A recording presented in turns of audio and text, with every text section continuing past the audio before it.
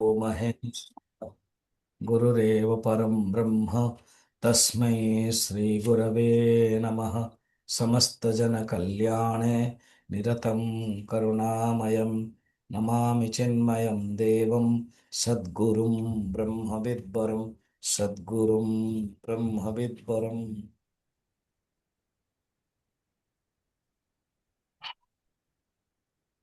विद्यारण्य स्वामीजी कहते अद्वैत भाव ये गोटे भाव क्रिया द्वैतम न करिया। अद्वैत क्रियारे हुएनि, क्रियारे द्वैत हो,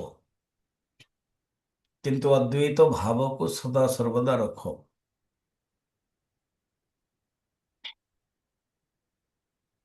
अद्वैत भाव रक्षा कले मु जो ब्रह्म कूटस्थ चैतन्य चिदात्मा, ये असंग आत्मा, कहाँ सहित भी संग नहीं, अटैचमेंट नहीं। ये तुम्हें अनुभव करो। एमती ज्ञानी जितेबले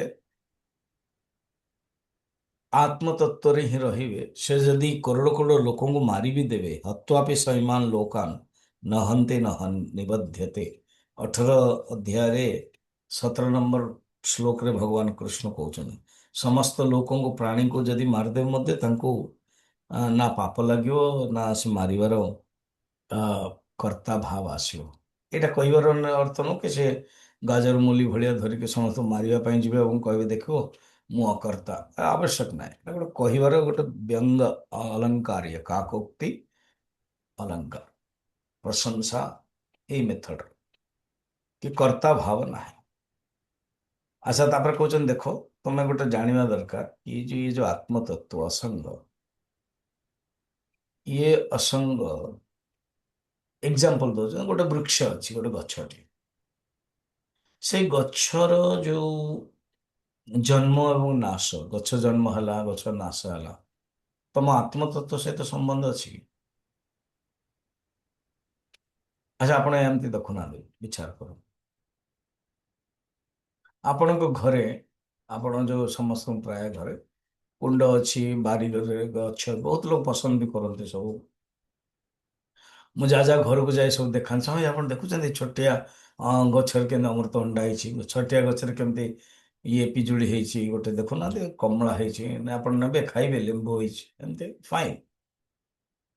ଆଚ୍ଛା, ସେଇ ଗଛ ଯାକ ଟିକେ ବହୁତ ସମୟ ପର୍ଯ୍ୟନ୍ତ ରହୁଛି। ଛୋଟ ଛୋଟ ଯୋଉ ଗଛ କୁଣ୍ଡରେ ଲଗାଉଛନ୍ତି, ବିଶେଷ କରି ତୁଳସୀ, ଯଦି କିଛି ତୁଳସୀ ପାଇଁ ଗୋଟେ ପବିତ୍ର ମାନା ଯାଉଛି।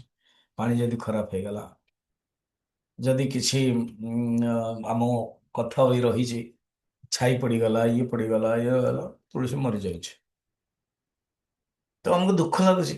କିନ୍ତୁ ତା ପାଇଁ ଆମେ ମରୁନୁ, ତା ପଛେ ପଛେ ଆମେ ଯାଉନୁ।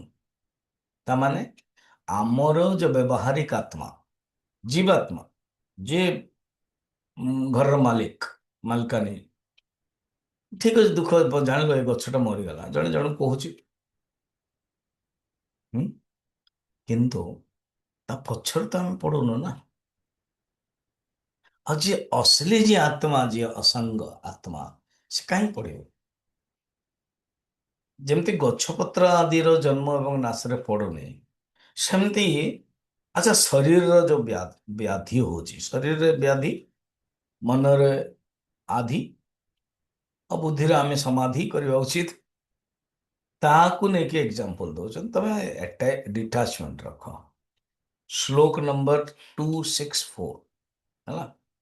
ଅହଙ୍କାର ଗତେ ଛାଦ୍ୟୈଃ अहङ्कारगते छात्रे छाद्यैः अद्यैः देहव्याध्यादिभिस्तथा देहव्याध्यादिभिस्तथा वृक्षादिजन्मनाशैर्वा वृक्षादिजन्मनाशैर्वा चिद्रूपात्मनि किं भवेत्। चिद्रूपात्मनि किं भवेत्। କହୁଛନ୍ତି ଦେଖ, ବୃକ୍ଷ ଆଦି ଆଦିରୁ ବହୁତ କିଛି କହିଦଉଛନ୍ତି। ଏବେ କପଡ଼ାଟେ ବହୁତ ସୁନ୍ଦର କୋଟ ବୋଟ ସୁଟେଡ କିଣିଲେ, ବା କୌଣସି ଗୋଟେ ସୁନ୍ଦର ହାରଟେ କିଣିଛନ୍ତି, ବହୁତ ମୂଲ୍ୟବାନ ପଦାର୍ଥ, କିଣିଲେ ଭଲ ଲାଗିଲା, ଭାଙ୍ଗି ଯାଉଛି। କାର କିଣିଲେ ପୁରୁଣା ହେଇଯାଉଛି। ତ ଜନ୍ମ ଏବଂ ନାଶ ଏଇଟା ଲାଗିଛି, ଆମକୁ ବହୁତ କିଛି ଶିଖଉଛି ଜୀବନରେ। ଧୀରେ ଧୀରେ ଧୀରେ ଧୀରେ ଆମେ ଆଟାଚ୍ ଛାଡ଼ି ଦଉଛୁ। ଯେତେ ଯେତେ ବୟସ ହବ ନା ଆପଣ ଜାଣି ବି ପାରୁଛନ୍ତି। ଏବେ ଯେମିତି ଚାଲିଛି ଯୁଦ୍ଧ, ସେମିତି ଯୁଦ୍ଧରେ କିଏ କଣ ମାରିଦେଲା ଇଏ ହେଲା, ଯେଉଁମାନେ କନେକ୍ଟେଡ୍ ଅଛନ୍ତି ତାଙ୍କର ପରିବାରର କିଏ ଅଛନ୍ତି ଇରାନରେ ହଉ ବା ଇସ୍ରାଏଲରେ ହଉ, ତ ଟିକେ ଦୁଃଖ ଲାଗିବ। କେହି ଯଦି ନାହାନ୍ତି, ଜଷ୍ଟ ହଁ ଚାଲିବ ଏମିତି। ଆମ ଭଳିଆ ଲୋକଙ୍କୁ ଭେଟିଲେ କହିବା କେତେ ଦିନ ପର୍ଯ୍ୟନ୍ତ ଚାଲିବ ସ୍ୱାମୀଜୀ?" ଚାଲୁ, ଯଦି ଆରମ୍ଭ ହେଇଛି ତ ନିଶ୍ଚୟ ବନ୍ଦ ହବ। ଏତେ ବ୍ୟସ୍ତ ହବା ଉଚିତ। ତେଣୁ ଷ୍ଟାର୍ଟିଂରେ ଯୋଉଟା ଦେଖୁଛୁ ଠିକ ଚାଲିଛି, ଅନ୍ୟ ଦେଶରେ ତ ବହୁତ ମୁସ୍କିଲ ହଉଛି। ପେଟ୍ରୋଲ ବଢିଗଲାଣି, ଇଏ ବଢିଗଲାଣି। ଭାରତରେ ଚାଲିଛି, ସରକାରଙ୍କ ଯୋଗୁଁ ଏତେ ସୁନ୍ଦର ଚାଲିଛି। ତେଣୁ ଆମ ମନ ଭିତରେ ଏତେ ପ୍ରଭାବ ପକଉନି ନା। ସେମିତି ଘରର ପରିବାର ବିଷୟରେ, ଯେମିତି ହଠାତ୍ କାହାର ଦେହ ଖରାପ ହେଇଗଲା, ପତିଙ୍କର ଦେହ, ପତ୍ନୀଙ୍କର ଦେହ, ପୁଅର ଦେହ, ବୋହୂର ଦେହ, ଷ୍ଟାର୍ଟିଂରୁ ଲାଗୁଛି, ତାପରେ ଆମେ ନର୍ମାଲ ହେଇଯାଉଛୁ। ଏହା ସହନ କରିବାକୁ ପଡୁଛି, ଆମକୁ ଶିଖଉଛି ସିଏ। ତ ସେମିତି ଆମ ଜୀବନରେ ମୁଁ ଯେତେବେଳେ ନିଜକୁ ଅସଙ୍ଗ ଆତ୍ମା ବୋଲି ଭାବିବି, ଏ ବୃକ୍ଷ ଆଦି ଜନ୍ମନାଶରେ ମୋ ସହିତ କଣ ସମ୍ବନ୍ଧ? ନାଇଁ। ସେମିତି ଶରୀରର ବ୍ୟାଧି ଏକ୍ଜାମ୍ପଲ ଦଉଛନ୍ତି, ଦେଖ ବୃକ୍ଷ ଆଦି ଆଦି ଶବ୍ଦରୁ ବହୁତ କିଛି ନଉଛନ୍ତି। ମୁଁ ଯେମିତି କହିଲି ଘୋଡ଼ା ଗାଡ଼ି ଇଏ ସିଏ ସବୁ କିଛି। ଏବେ ଯେମିତି ଆପଣ ପ୍ରେସ୍ କରୁଛନ୍ତି, ଛୋଟ ଛୋଟ ଏକ୍ଜାମ୍ପଲ। ଆଉ ନୂଆ ନୌକରାଣୀ ଆସିଲା ବା ଆପଣଙ୍କର କପଡ଼ା ଭେରାଇଟି ଅଛି।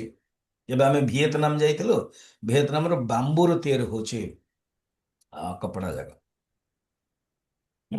କୁର୍ତ୍ତା ବହୁତ ପତଲା ସଫ୍ଟ, ଆଉ ପ୍ରେସ୍ କରିବାକୁ ପଡୁନି ହେଲା।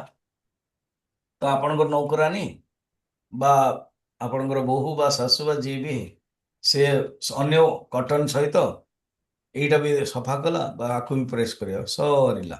ବାସ୍ ଦଉ ଦଉ ହିଁ ଗଲା ହେଲା। ଦେନ୍ ପ୍ରଥମେ ବିଗିଡ଼ା ବିଗିଡ଼ି ହବ, ଇଏ ହବ, ପରେ ଆଉ କଣ, ହଁ ଠିକ ଅଛି, ତାର ନିୟମ ଅଛି, ଯାହା ହେବା କଥା। ତ ସେମିତି ଆମକୁ ଅସଙ୍ଗ ରହିବା ଶିଖିବା ଉଚିତ। କହୁଛନ୍ତି ଦେହରେ ମଧ୍ୟ ରୋଗ ଆସିବ, ଏ କୌଣସି ଶରୀରରେ ନୁହଁ ଯାହାର ରୋଗ ଆସିବ ନାହିଁ। ତ ରୋଗ ଆସିବ, ଦେଖନ୍ତୁ ଲେଖା ହେଇଛି କଣ, ବ୍ୟାଧି ଆଦି ବି, ଦେହ ବ୍ୟାଧି। ତ ସେଇ ସମୟରେ ଆମେ ବେଶୀ ବିକ୍ଷିପ୍ତ ହେଇଯାଉଛୁ, ଅଶାନ୍ତ ହେଇଯାଉଛୁ।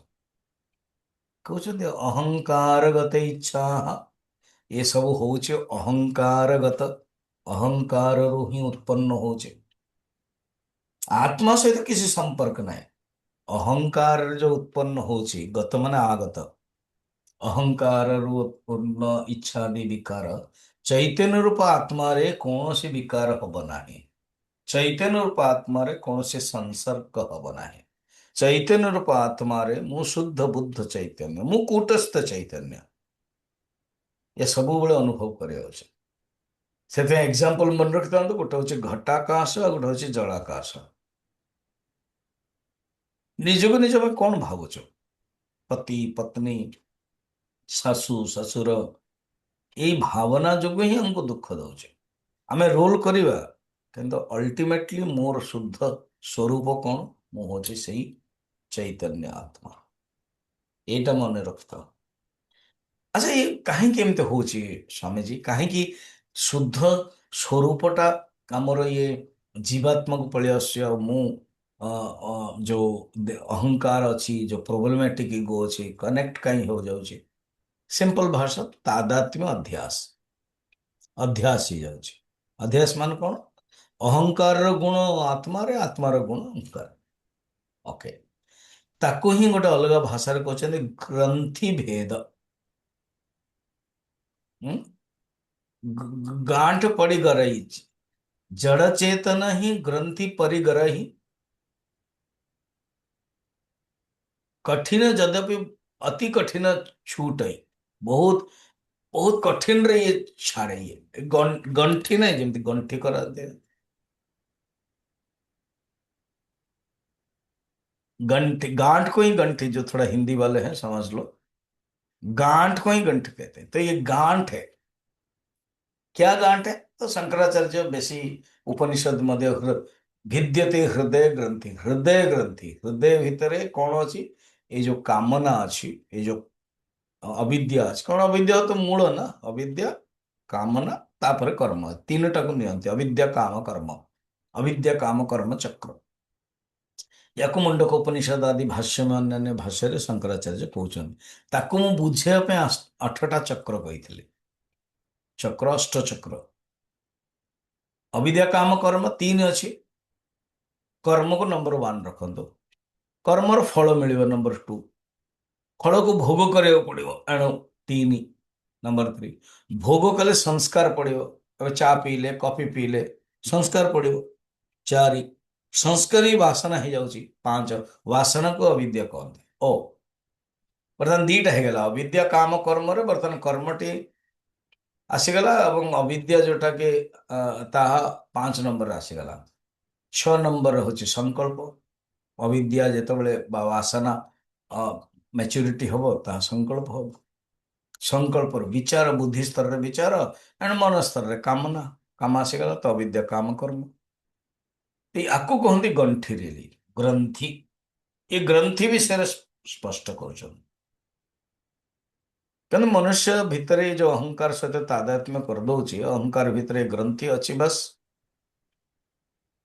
एमती बुझ कौन। गोटे 2टा चेयर अच्छे आज्ञा, गोटे चेयर आमे आपण बुलिया जाते के, तो बुलला बेलू गोटे पार्क रे बुलुं, खरा दिन होइछि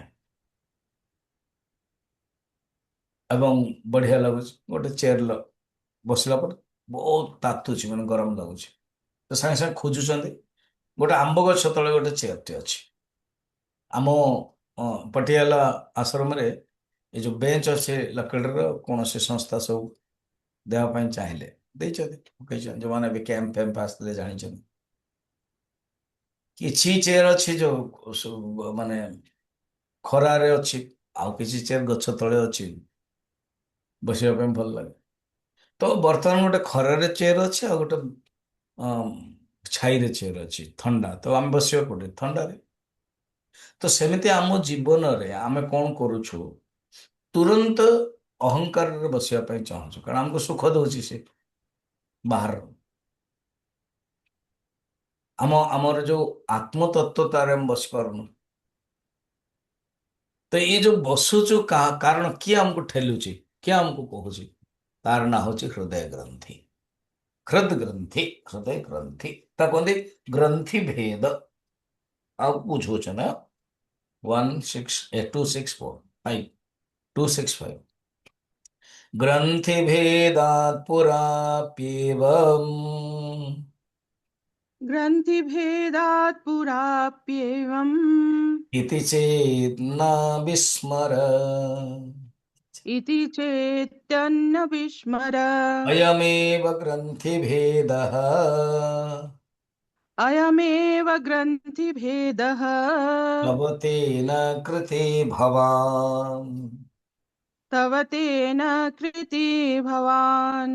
देखो, ग्रंथि भेद पूरा अपि एवं इति चेत न विस्मरण, तमे ज्ञान पाइबा पूर्वरु ग्रंथि भेद थिला ना, माने ग्रंथि थिला, तो जो ग्रंथि थिला तमर जो आत्मा चिदात्मा तो सबुतर रहित थिला ना, आत्मा तो असंग थिला।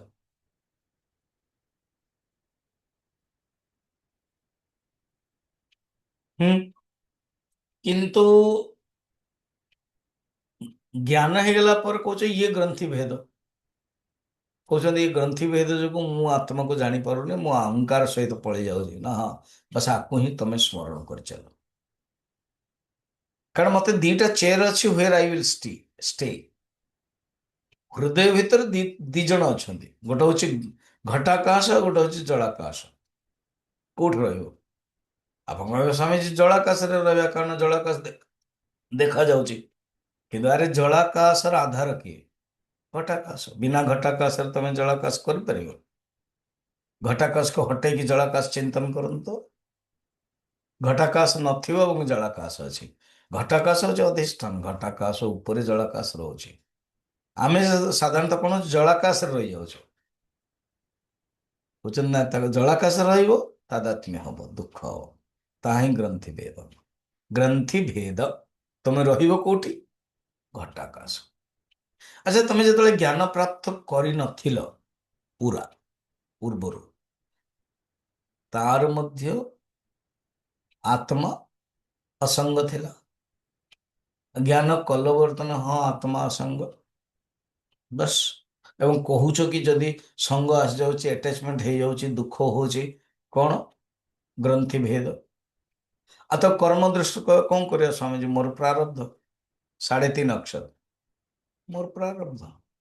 ତମେ କାହିଁକି ଦୁଃଖ ପାଉଛ? ପ୍ରାରବ୍ଧ। ତମର ସବୁ କିଛି ହେଲା ପରେ ତମ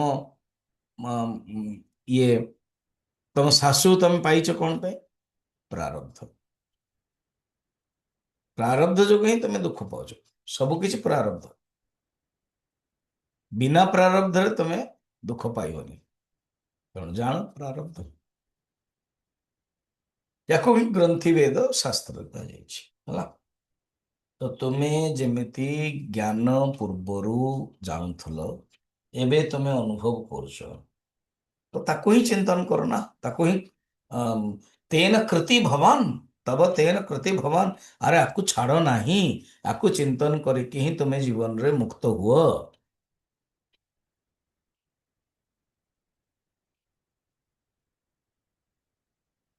ସବୁବେଳେ ଚିନ୍ତନ କର କି ଅହମ୍ ବ୍ରହ୍ମାସ୍ମି। କହୁଛନ୍ତି ଦେଖ, ଜ୍ଞାନୀ और ଅଜ୍ଞାନରେ ଭେଦ କଣ ଜାଣ? ତମେ ନିଜ ନିଜ ଜ୍ଞାନୀ କହୁଛ ନା? ହଁ। ତ ତୁମେ ଆଉ ଅଜ୍ଞାନୀ ଭିତରେ କଣ ଫରକ ଜାଣିବା ଦରକାର? ଜ୍ଞାନୀ और ଅଜ୍ଞାନୀ ଭିତରେ ଫରକ। के 266 नैवं जानन्ति मूढ़ा चेत् नैवं जानान्ति मूढा चेत् सोऽयं ग्रन्थिर्न चापरः। सोऽयं ग्रन्थिर्न चापरः। ग्रन्थि तद्भेदमात्रेण ग्रन्थि तद्भेदमात्रेण वैषम्यं मूढबुद्धयः बुद्धयोः। वैषम्यं मूढबुद्धयः बुद् बुद्धयोः। बुद्धयोः। मूढ़ाः, मूढ़ माने जे मोहित ହେଇଥିବ, जे मूर्ख, जे अज्ञानी। मूढ़ाः एवं न जानन्ति चेत्। ये जो ଜାଣୁନି ନା ସେ ଆତ୍ମ ବିଷୟରେ, ହଁ, ବାସ୍ ତା ହିଁ ଗ୍ରନ୍ଥି ଭେଦ। ଇଏ କହିବାର ଶୈଳୀ ଆଙ୍କର ଦେଖନ୍ତୁ। ମୂଢ ବ୍ୟକ୍ତି ଆତ୍ମାକୁ ଜାଣିପାରୁନି ନା, ବାସ୍ ଏଇ ଗ୍ରନ୍ଥି ଭେଦ।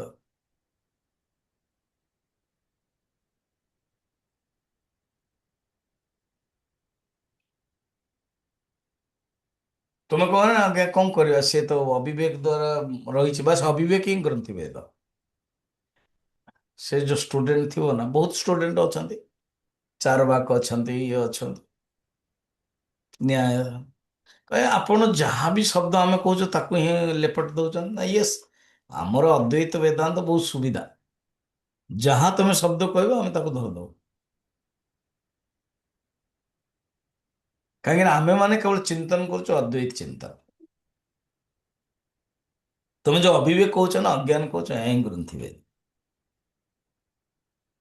अच्छा, ग्रंथित भेद मात्रेण वैषम्यम मूढ़। ग्रंथिर सद्भाव और उसका भेद नहीं, अज्ञानी ज्ञानी रो वैषम्य अछि। माने माने ग्रंथित तद्भेद मात्रेण, माने ग्रंथि अच्छी, भेद अच्छी, अज्ञानी। ग्रंथि नहीं, ज्ञानी। ओहो, माने ग्रंथिर सद्भाव अज्ञानी, ग्रंथिर भेदन ज्ञानी, ग्रंथिर अभाव ज्ञानी। ଅବିଦ୍ୟା କାମ କର୍ମ ନାହିଁ ତାଙ୍କର। ଏମିତି କେବେ ସମ୍ଭବ କି? ହଁ, ମାନେ ଆତ୍ମତତ୍ଵରେ ନାହିଁ। ଯେ ପର୍ଯ୍ୟନ୍ତ ଶରୀର ଅଛି, ପ୍ରାରବ୍ଧ ଅଛି, ଭୋଗ କରିବ। ତମେ କାହିଁ ଚିନ୍ତା କର? ବହୁତ ଲୋକ ମୁଁ ଯେତେବେଳେ भेटिया ପାଇଁ ଯାଏ, स्वामी जी और जीने की इच्छा नहीं हो रही है, तो जीने की इच्छा नहीं हो रही है, हाँ, तो आत्मचिंतन करो। हाँ, नहीं यही तो असुविधा, ମୁଁ କିଛି କରିପାରୁନି ନା ଆତ୍ମଚିନ୍ତନ। ବହୁତ ଲୋକ କହନ୍ତି ସ୍ୱାମୀ जी କିଛି ବର୍ଷ ପୂର୍ବରୁ କାହିଁ ଭେଟିଲେନି ଆପଣ ଆମକୁ? ନା, ଆଉ ପୂର୍ବରୁ ପଞ୍ଚଦଶୀ କାହିଁ ଦେଲେନି? ଆରେ ବାବା, ଯାହା ଯେତିକି ଲେଖା ହେଇଥିବ ପ୍ରାରବ୍ଧ, ସେତେବେଳେ ହିଁ ଆପଣଙ୍କର ଯେତେବେଳେ ଲେଖା ହେଇଥିବ କି ମୁଁ ଏଇ ସମୟରେ ଆଧ୍ୟାତ୍ମିକ ଆରମ୍ଭ କରିବି, ସେଇ ସମୟରେ, ତା ପୂର୍ବରୁ ହବନି, ପରେ ହବନି। ଜାଣିଲ କି ମୁଁ ଆତ୍ମା, ତାକୁ ଚିନ୍ତନ କର। ନା ହଉନି, ବାରମ୍ବାର ଚିନ୍ତନ କର। ବେଡ୍ ରିଡନ୍ ଅଛନ୍ତି, କହୁଛନ୍ତି ବାସ୍ ଭଗବାନ ନେଇଯାଆନ୍ତୁ। ଭଗବାନ କାହିଁକି ନେବେ? ତମେ ତମର କର୍ମ ଭୋଗ କରିବାକୁ ପଡିବ ନା। ସେ କାହାଣୀଟା ମନେ ରଖିଥାନ୍ତୁ। କୋଉ କାହାଣୀଟା ଶୁଣାଉଛି? କିଛି ଲୋକ ନୂଆ ଅଛନ୍ତି, ଜାଣିବେ। ଜଣେ ସାଧୁ ଥିଲେ, 1000 ବର୍ଷ ପୂର୍ବର କଥା, ପୁରୁଣା କାଳର, ଲକୁଆ ହେଇଗଲା, ପାରାଲିସିସ୍, ଦିଟା ହାତ, ତେଣୁ ଲେଟ୍ରିନ୍ ଶୌଚ ଆଦି କରିପାରିବେନି, ଖାଇ ବି ପାରିବେନି। ଶିଷ୍ୟମାନେ ଖୁଆଇଥାନ୍ତି। 2-3ଟା ଶିଷ୍ୟ ଥିଲେ। ଜଣଙ୍କର କାମ ଖୁଆଇବା, ଜଣଙ୍କର କାମ ପିନ୍ଧେଇ ଦେବା, ଜଣଙ୍କର ଗାଧେଇ ଦେବା, ଏସବୁ କାମ। ଆଉ ଜଣେ ଲେଟ୍ରିନ୍ଟା ତ ସଫା କରିବାଟା ଗୋଟେ ଅପରିଷ୍କାର କାମ, କାହାକୁ ଭଲ ଲାଗିବ? ଘୃଣିତ କାମ। ସେମାନେ ଢାଳ ରଖିଦିଅନ୍ତି। ଢାଳ ମାନେ ଲୋଟା ପାଣି। ଲେଟ୍ରିନ୍ ବାଥରୁମ୍ ନଥିଲା ନା, ଜଙ୍ଗଲରେ ଯିବାକୁ ପଡୁଥିଲା।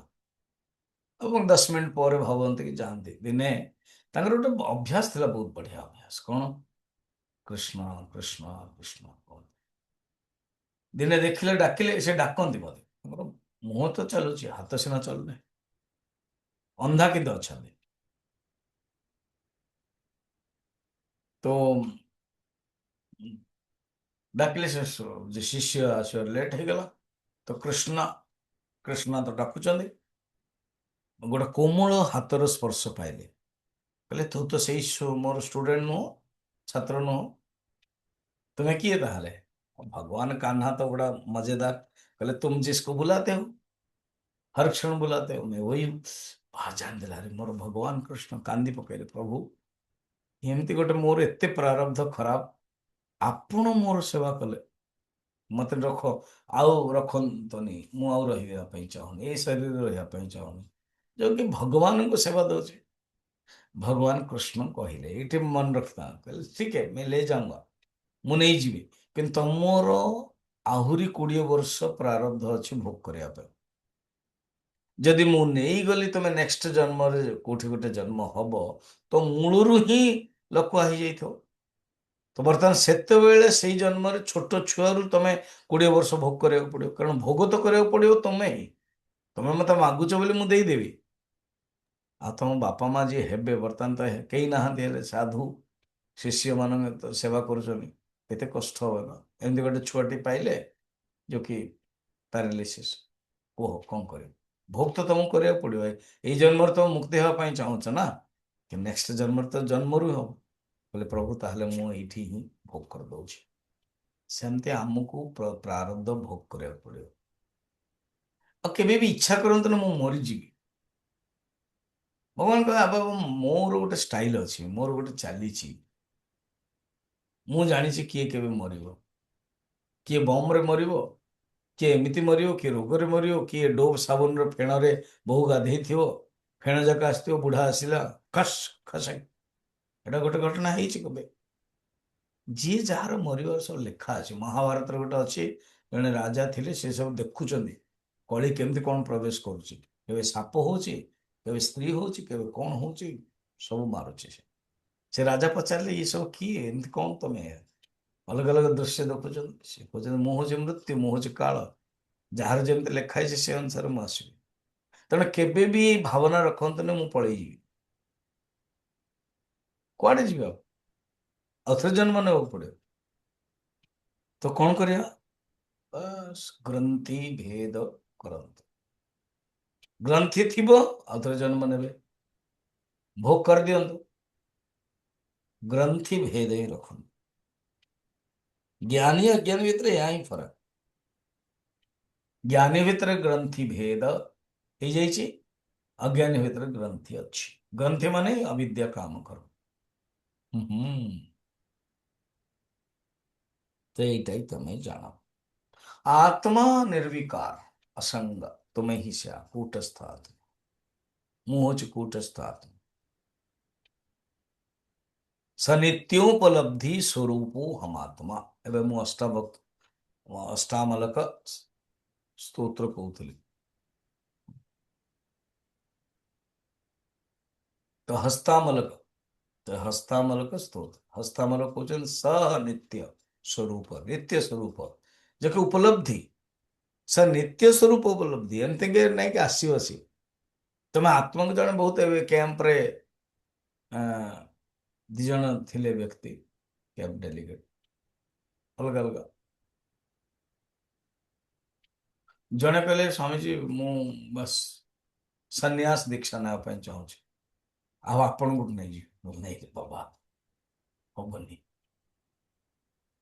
एमती साधारण गृहस्थ जीवन रे मंत्र जप करने साधना करने दीक्षाटा अलग जिनस सन्यास दीक्षा तो चिन्मय मिशन हेड ही देवे मुझे देवी चोरी चोरी हो गला फिर कहाठू ने कौन करेंगे सन्यास तो क्लीयर देखा अच्छा जो मंत्र दीक्षा से तो देखा से बरम तो गुप्त रखा पड़ो से किसी असुविधा नहीं आप साधना नौ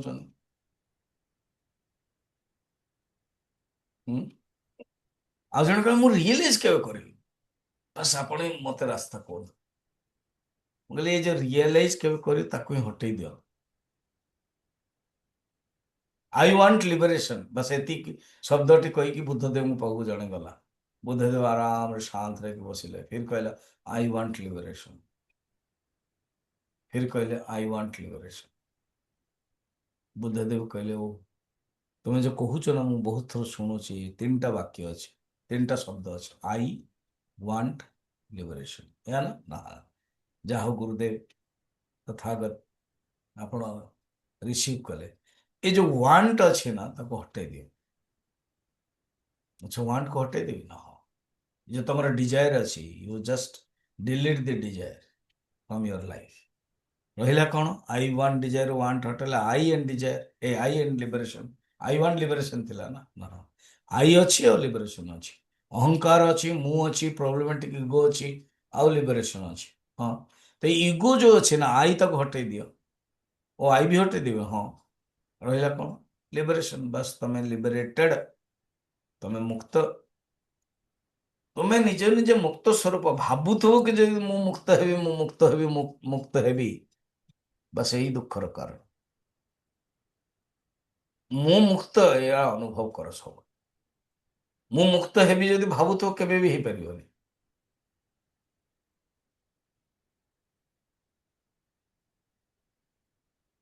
मु ए संसार पळै जीवे मते कष्ट नहीं तो व्हाई अननेसेसरी क्रिएटिंग माने giving trouble to god god तंगर जी जहाँ को तमें या तो शक्ति भाव या तो व्यक्ति भाव से तंगर काम करंतु ना जड़े ऑफिस रे काम करुचे सीईओ कहीं तुम अननेसेसरी डिस्टर्ब करने को जीव सी तार कारखानार डायरेक्टर सीएमडी सी तार केबिन रे बस सी तार देखुं लैपटॉप रे देखिके ये देखुं सीसीटीवी देखिए सब जानते let him work why you are disturbing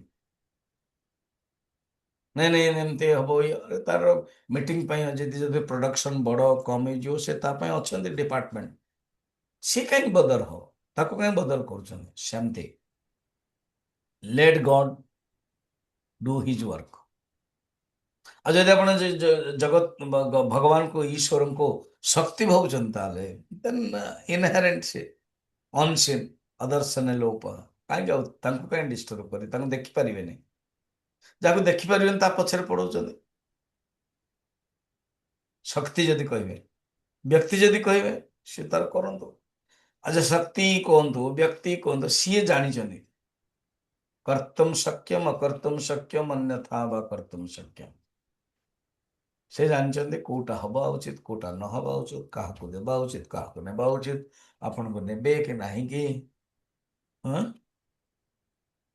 ମୁଁ ଏବେ କାଲି ଜଣେ ମୋ ପିପିଲିରୁ ଆସିଥିଲେ ଡିଭୋଟି, ତାଙ୍କ ପୁଅ ମୋ ସହିତ ଗପସପ କରୁଥିଲା। କହିଲା, ସ୍ୱାମୀଜୀ ହଁ କେମିତି ଆଶ୍ରମ କେମିତି ଚାଲୁଛି, କେମିତି ପଇସା କୋଉଠୁ ଆସୁଛି, କେତେ ଟଙ୍କା ଖର୍ଚ୍ଚ ହଉଛି। ବୋଲେ ଭାଇ 1,20,000 पर मंथ ଖର୍ଚ୍ଚ ହଉଛି, 70,000 ତ ସ୍ୟାଲେରୀ ଚାଲି ଯାଉଛି। ଏ ମିନିମମ୍ ନର୍ମାଲ। ଫିର ତ ଯଦି କିଛି ବିଲ୍ଡିଂ ଫିଲ୍ଡିଂ କିଛି ରିପେୟାର କାମ ଆପଣ ମାନେ ଘରର ସବୁ ଜାଣନ୍ତି, ବିଲ୍ଡିଂ କୁହାଯାଇଛି ଜାଣିଛନ୍ତି, ବିଲ୍ଟ କୁହାହେନି। ଆପଣ କହୁନ କହନ୍ତି ମୁଁ ବିଲ୍ଡିଂରେ ରହୁଛି, ଏଇ ଏକତା କଲୋନୀ ଇଏ ଟ୍ରାଇକନ ଇଏ ଏଇ ବିଲ୍ଡିଂରେ ରହୁଛି ମୁଁ। କହୁନାହାନ୍ତି ଆପଣ, ବିଲ୍ଡିଂ ମାନେ କଣ, ବିଲ୍ଟ ନୁହଁ, ବିଲ୍ଡିଂ କଣ୍ଟିନ୍ୟୁ ଚାଲୁଛି। କେବେ ଏଇଟା ହେଇଗଲା, କେବେ ପାଣି ପାଇପ୍ ଗଲା, ପାଣି ପାଇପ୍ ହେଲା, ଦେନ ଆପଣ ଠିକ ଥିବ ବଢିଆ ଚାଲିଥିବ, ଦେଖ ପାଣି ଲିକ୍ ହଉଛି, କାନ୍ଥ ଲିକ୍ ହେଲାଣି, କାରଣ ଏ ସବୁ କେତେ ତାର କଣ୍ଟିନ୍ୟୁ ଚାଲୁଛି, है ना।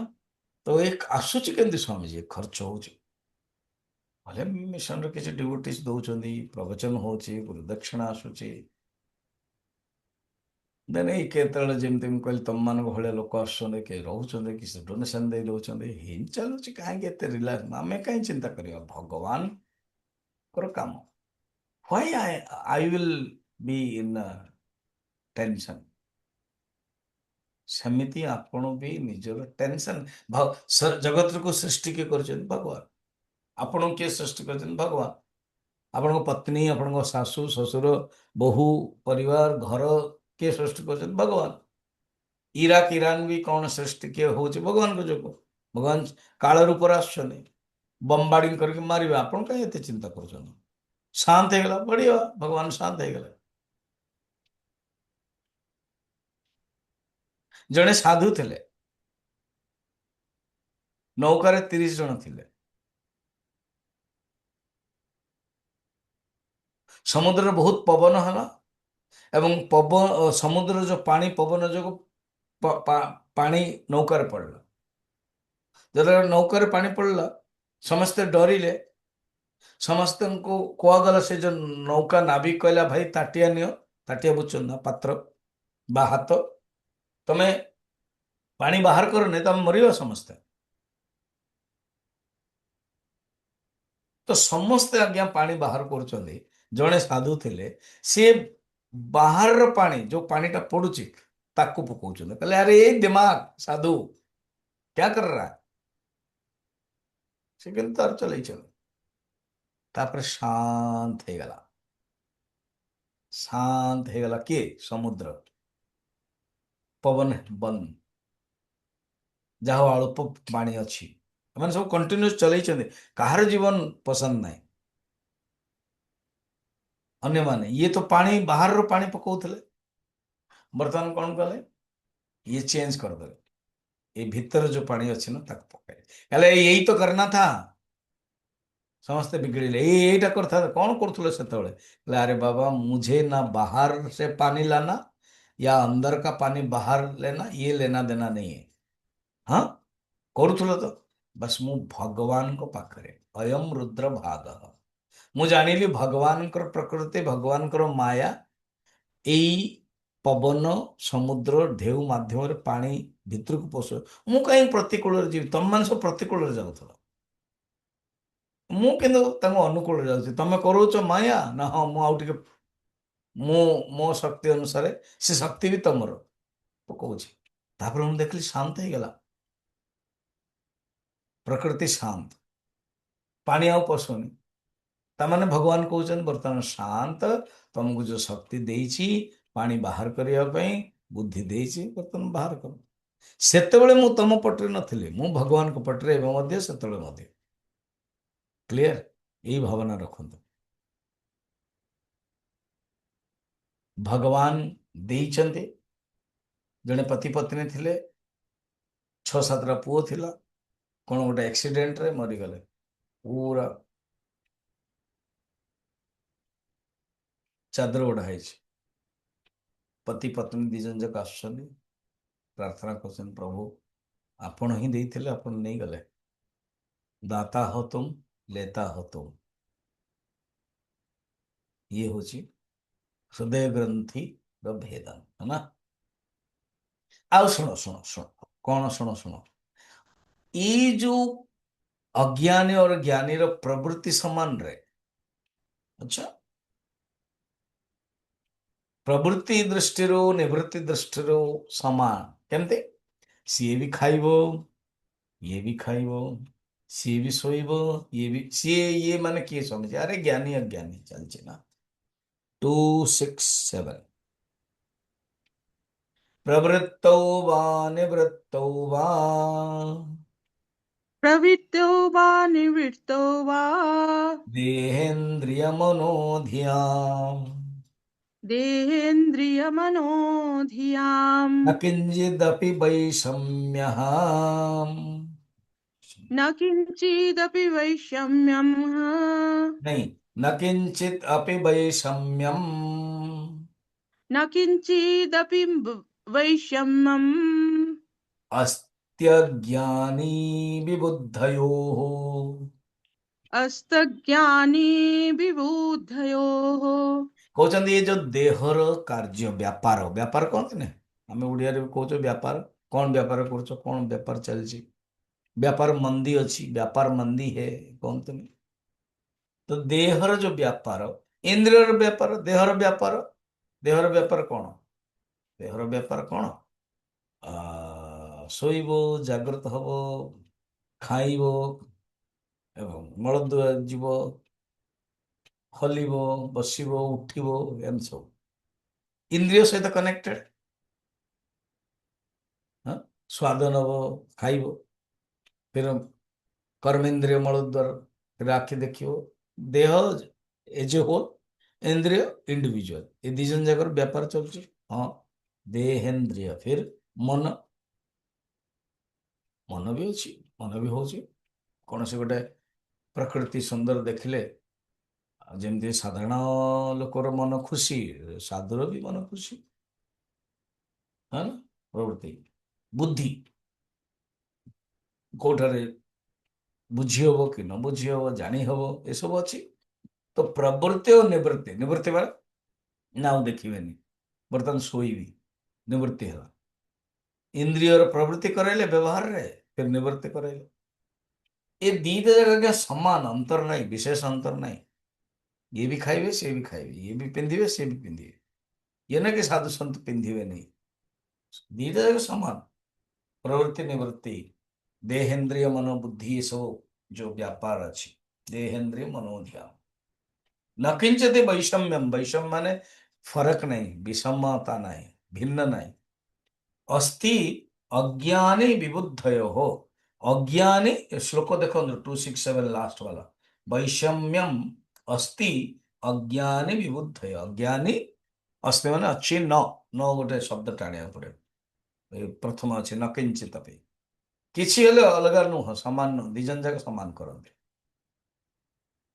ତାମସିକ ବ୍ୟକ୍ତି, ସାତ୍विक ବ୍ୟକ୍ତି ସେଥିପାଇଁ ସମାନ ଦେଖାଯାନ୍ତି। ଇଏ ବି ଅଳସୁଆ ହେଇକି ବସିଛି, ସିଏ ବି ଧ୍ୟାନ କରୁଛି ଶାନ୍ତ ହେଇକି।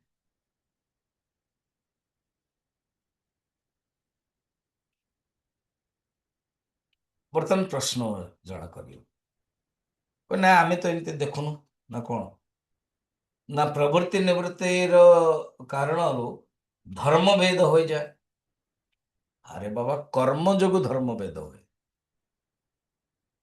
ଆତ୍ମତତ୍ଵରେ ସେ ଜାଣିଛନ୍ତି, କେମିତି ନା ଏକ୍ସାମ୍ପଲ ଦଉଛି, ସେ ଗୋଟେ ଆଚାର୍ଯ୍ୟ ଏକ୍ସାମ୍ପଲ ଦଉଛନ୍ତି ନା, ବ୍ରାତ୍ୟ ଶ୍ରୋତ୍ରିୟୋ ବେଦ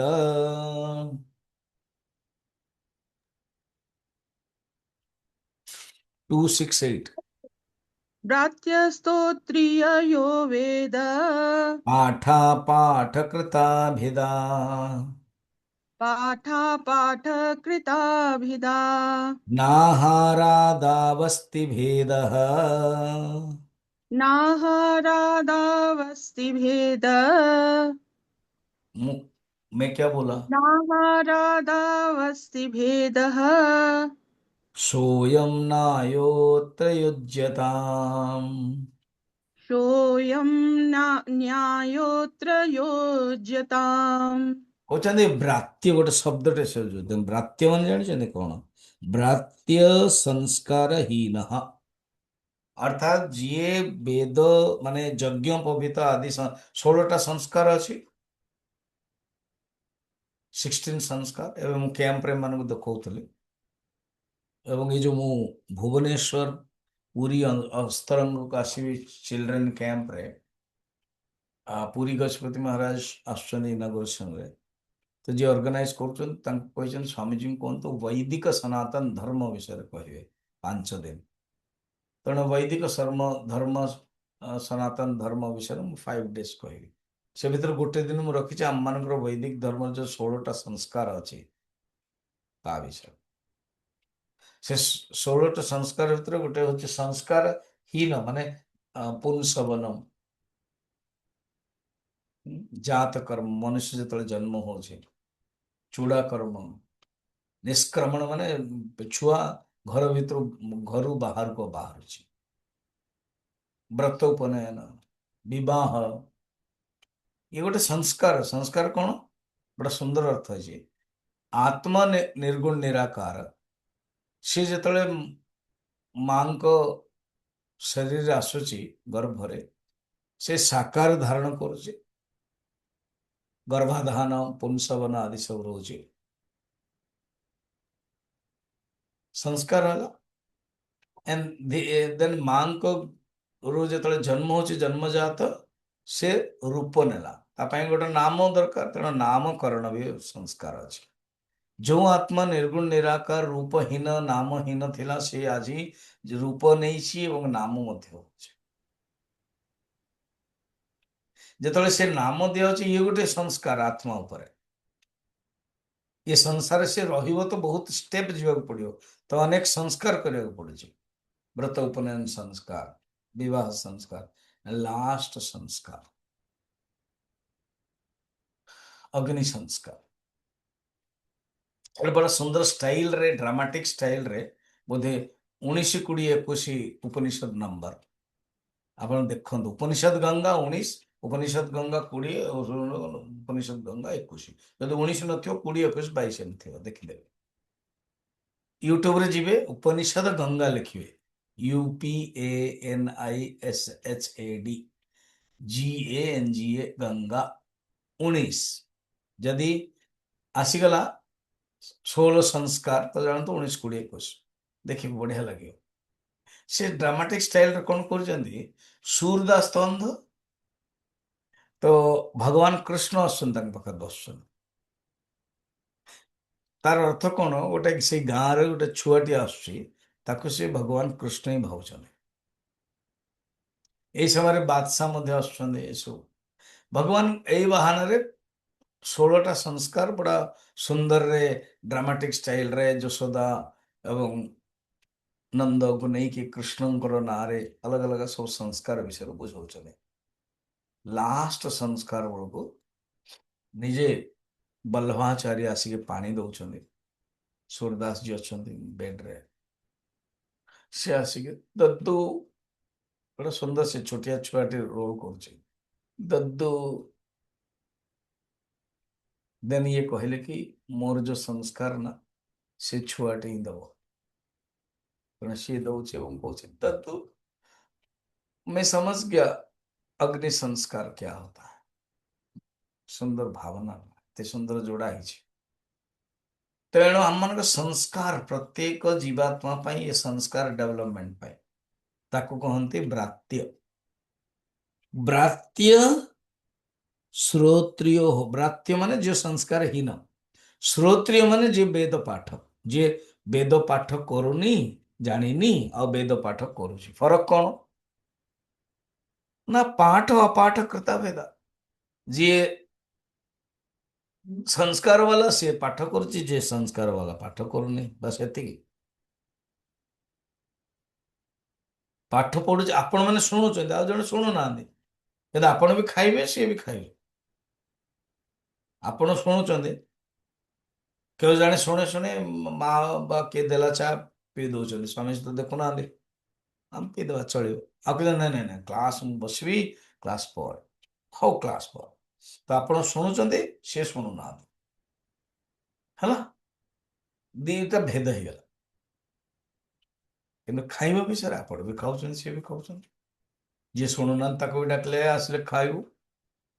ଭୋଜନ ବିଷୟରେ ସମାନ କି ନାହିଁ? ଜ୍ଞାନୀ ଅଜ୍ଞାନୀର ଭେଦ ଏମିତି ଜାଣନ୍ତୁ। ଭୋଜନ ବିଷୟରେ, ପ୍ରବୃତ୍ତି ବିଷୟରେ, ଦେହ ଇନ୍ଦ୍ରିୟ ମନୋ ବୁଦ୍ଧି ପ୍ରବୃତ୍ତି ନିବୃତ୍ତି ବିଷୟରେ ସମାନ। ପ୍ରବୃତ୍ତି ନିବୃତ୍ତି ମାନେ ହଟେଇବା। ଭଲ ଲାଗୁନି, ଇଏ ବି କହିପାରିବ ଭଲ ଲାଗୁନି। ସାଧୁ ବି କହିପାରିବ ବାଇଗଣ ଭଲ ଲାଗୁନି, ଇଏ ଭଲ ଲାଗୁନି, ସେ ଭଲ ଲାଗୁନି। କହିବା ଆରେ ସାଧୁ ହେଇକିରି ଏମିତି ଭଲ ଲାଗୁନି କାହିଁକି? ଆରେ ସମାନ ଏଇଟା ବ୍ୟବହାର। ନିବୃତ୍ତିରେ ନା ଭଲ ଲାଗୁନି, ନିବୃତ୍ତି ମାନେ ଯୋଉଟା ପସନ୍ଦ ନାହିଁ କହିପାରିବି। ଇଏ କେବଳ ଗ୍ରନ୍ଥି ଭେଦ ଆଉ ଗ୍ରନ୍ଥି ଭାବରେ ନିର୍ଭର। ଯୋଉ ଜ୍ଞାନୀ ଗ୍ରନ୍ଥି ଭେଦ ହେଇଗଲା, ଆଉ ଯୋଉ ଅଜ୍ଞାନୀ ଗ୍ରନ୍ଥି ଭାବ ଅଛି, ସଦ୍ଭାବ ଅଭାବ। ଜ୍ଞାନୀ ଭିତରେ ଗ୍ରନ୍ଥି ଭେଦ ହେଇଯାଇଛି, ଗ୍ରନ୍ଥି ଆଉ ନାହିଁ। ଏ କଥାଟା 269 ରେ କହୁଛନ୍ତି। ଗୀତାରୁ ଏକ୍ସାମ୍ପଲ ଦେଇ ଦଉଛନ୍ତି। न द्वेष्टे संप्रवृत्तानि न द्वेष्टि सम्प्रवृत्तानि न निवृत्तानि काङ्क्षति न निवृत्तानि काङ्क्षति उदासीनवदासीन उदासीनवदासीन इति ग्रन्थिभिदोच्यते। इति ग्रन्थिभिदोच्यते। अरे ग्रंथि भेद माने कौन स्वामी जी? ग्रंथि सद्भाव आ ग्रंथि भेद। ग्रंथि रहिला आ ग्रंथि हटिला कौन? अरे बाबा कौन?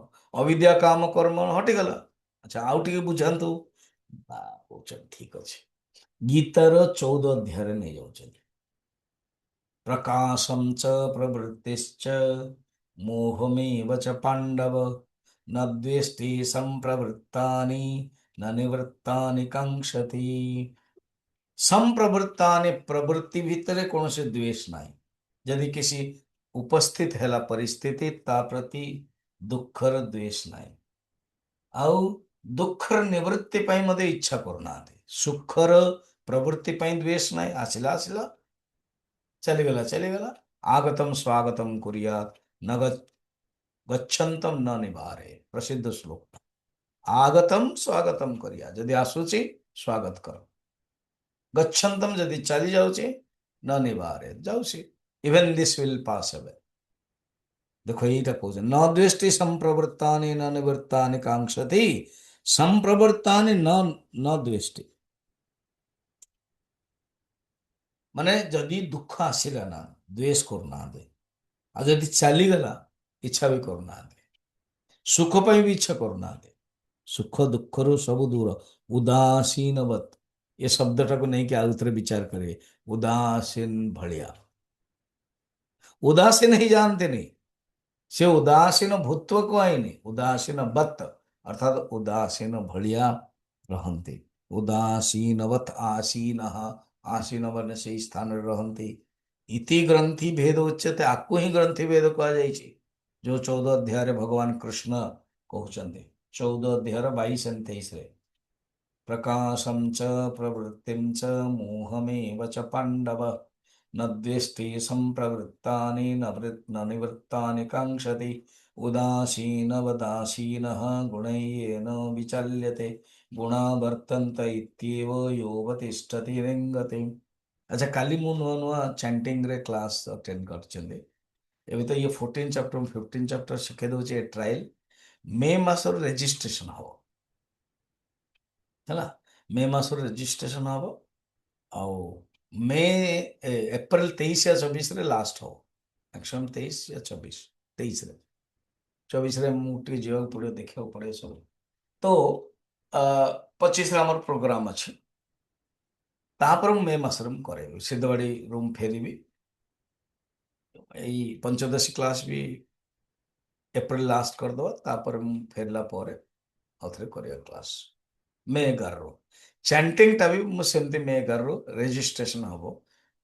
पूरा गोटे गोटे अध्याय मुझे शिखेबी चैंटिंग हाउ टू चैंट। कारण आप भावुं 15 अध्याय शिखिले हो गला ना आज्ञा 5 दिन पर जब मुझे पाठ पढ़ेबी शिखेबी सब भूल हो सना तना कर सब भूल भाल कर। ତେଣୁ ଏ ଅନଭ୍ୟାସ ଶାସ୍ତ୍ରମ୍ ବିଷମ। ତେଣୁ ଏଇ ବାହାନାରେ ତାପରେ କହେ 15 ଅଧ୍ୟାୟ ଶିଖେଇଥିଲେ ନା, ତାକୁ ଆସୁଛି 14 ଅଧ୍ୟାୟ, ତ ଭୁଲ ହେଇଯିବ। ତେଣୁ ପ୍ରତ୍ୟେକ ଅଧ୍ୟାୟ ମୁଁ ଶିଖେଇବି। ତା ପୂର୍ବରୁ ଯୋଉ ଶ୍ଲୋକ ଯାକ ଅଛି, ଯେମିତି ଓମ୍ ନ କର୍ମଣା ନ ପ୍ରଜୟା, ଯୋଉ ସାଧୁ ସନ୍ତ କୌଣସି ଆପଣଙ୍କ ଘରକୁ କିଏ ଯଦି ଆସିବେ, ଯଦି ପୂର୍ଣ୍ଣ କୁମ୍ଭ ରଖିବେ ନା, ପୂର୍ଣ୍ଣ କୁମ୍ଭ ଏ ହଉଛି ପରମ୍ପରା। ପୂର୍ଣ୍ଣ କୁମ୍ଭ ଥିବ, ନଡ଼ିଆ ଥିବ, ତାହେଲେ ଏଇ ମନ୍ତ୍ରଟା କରିବେ। ଯଦି ପୂର୍ଣ୍ଣ କୁମ୍ଭ ନଥିବ, ଆଜିକାଲି ସେ ସର୍ଟ ହେଇଯାଉଛି, ପାଳି ରଖୁଛନ୍ତି, ଦୀପଟି ଅଛି, ତ ଦୀପ ଯଦି ଅଛି, ଦୀପ ଟିକେ ପରେ କରିବେ। ଚନ୍ଦନ ସିନ୍ଦୁର और फूल, ओम गुरु ब्रह्मा गुरु विष्णु गुरु अखंड मंडला, ଦି ତିନିଟା ଶ୍ଲୋକ ଗାଇଲେ, ଆଉ ଯେତେବେଳେ ଚନ୍ଦନ ସିନ୍ଦୁର ଦେଲେ, ଫୁଲମାଳ ଦେଲେ, ଫୁଲ ପକେଇଲେ, ସ୍ୱାମୀଜୀ ଯୋଉ ପାଦ ଧୋଇବା ପାଇଁ, ସେଇ ସମୟରେ ଗୁରୁ ବ୍ରହ୍ମା ହିଁ ଅଖଣ୍ଡ ମଣ୍ଡଳକାରମ୍।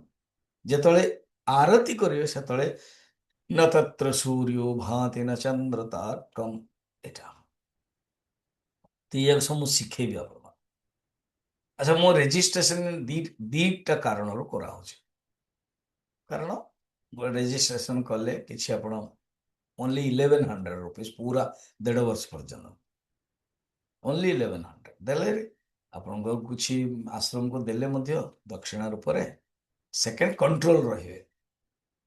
ମୋର କଣ୍ଟ୍ରୋଲ, କିଏ ଆସୁଛି କିଏ ଯାଉଛି, କିଏ ଆସୁଛି, କେବେ ଆସୁଛନ୍ତି କେବେ ନାହିଁ, କିଛି ଆଜି ଛୁଟି ନେବ, ମତେ କହିବ କି ସ୍ୱାମୀଜୀ ହ୍ୱାଟ୍ସଆପରେ, today I will not be available, fine.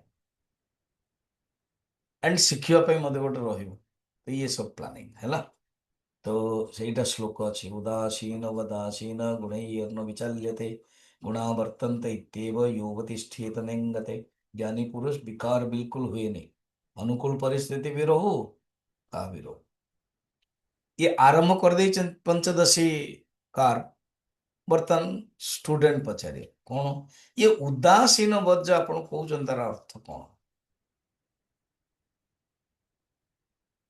कहते, उदासीन कहुई ना। हाँ, तेणु ज्ञानी और अज्ञान अंतर जो आप 269 जो श्लोकटा भी नेले, उदासीन अर्थ मुझे जानापी चाहूँगी।